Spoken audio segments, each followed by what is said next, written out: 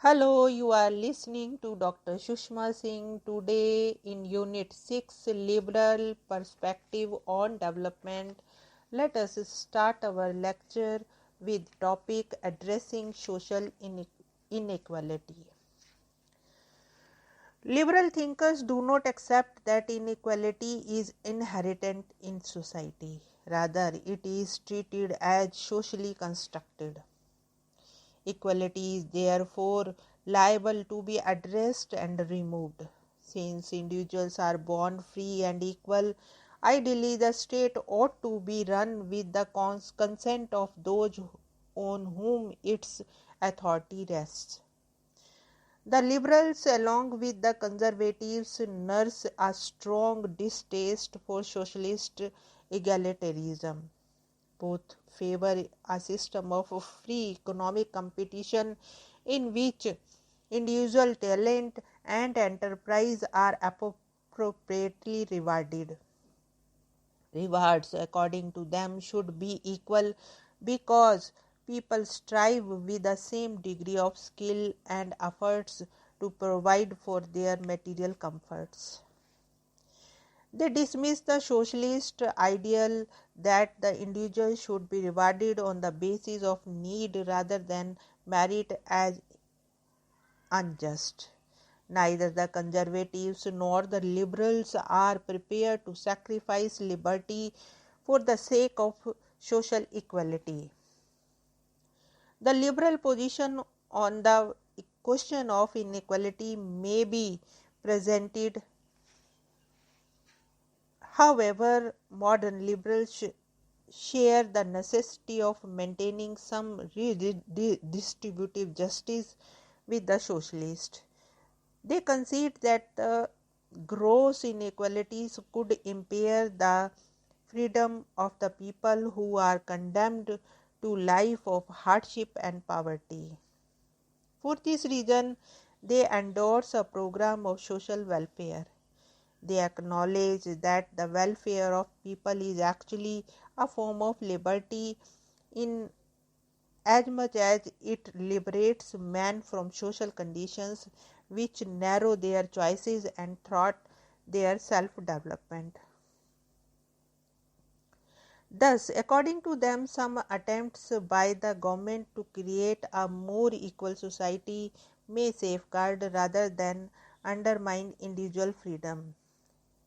While addressing the question of inequality, the liberals seems to be in a dilemma since they want both individual freedom and some element of state control to ensure distributive justice, which in turn is taken as a precondition to liberty.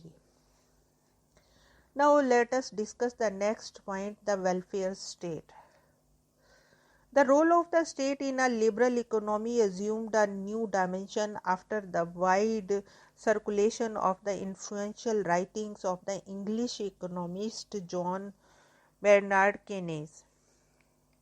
Keynes critiqued the liberal ideas on the ground that an unregulated economy would tend to be moved towards full employment and thus would ensure social equilibrium or stability.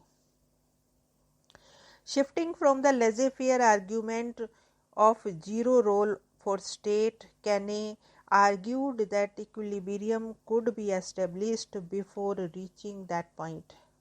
That is, a society can achieve full employment by stimulating aggregate demand with active state intervention. In case full employment results in inflation, the state should act to reduce the aggregate demand. Government intervention in both cases should be in terms of controlling tax, fiscal policy, government expenditure, and monetary policy, changes in interest rate and supply of credits. The Great Depression of 1930 ravaged the capitalist world, and in a desperate attempt to come out of depression. It searched for new ways of how state powers could be conceived and deployed. Keynesian economics assigned as important role to the state of managing demand and securing the conditions of mass consumption. The new conception was put into practice by new welfare states. The establishment of these welfare states depended upon the achievement that followed years of struggle for balance of power between the large-scale corporate sectors, organized labor, and the state. Keynesism, the large-scale corporate sector dominated liberal economic thought and economic policies at least for 3 decades after the Second World War. The economic policies of most Western states were guided by an urge to generate employment and to meet the basic needs of education, health, housing, civic amenities, and others by adhering to a disciplined tax regime. Development policies stemming from Keynesism helped in the consolidation of Western capitalism both internally and externally. Internally, the economically weaker sections of society were integrated to the liberal social, economic, and political arrangement, while externally, the Western capitalist world succeeded in consolidating its position vis-a-vis the socialist bloc. In the second half of the 20th century, thus the role of the state in meeting the welfare needs of the common people in advanced industrial societies was increased as a well worked out policy of social stability.